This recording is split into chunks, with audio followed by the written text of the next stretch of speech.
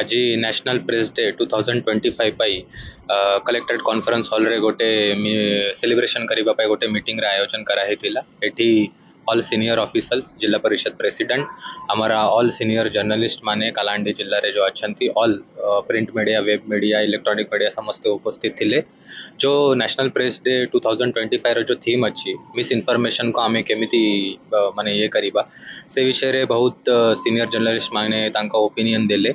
आउ तापरे कालाहांडी जिल्लार विकास रे आमे प्रेस केमिति पार्टिसिपेट करूछि, बहुत पॉजिटिव एंड नेगेटिव न्यूज को केमिति से हाईलाइट करूछंती। आउ जेठी लोकमान्य जेठी प्रशासन पहुँची पारू नहीं से जगह रे प्रेस केमिति गोटे ब्रिज भड़िया काम करूछि। लोकंक जो अपेक्षा अच्छी, लोकंक जो कंप्लेंट अच्छी से प्रशासन पाखरे पहुँचाई पारुछंती। सेतिपाई प्रेस रे जो काम अच्छी सेतिपाई समस्तंको एप्रिशिएट करा हेतेला।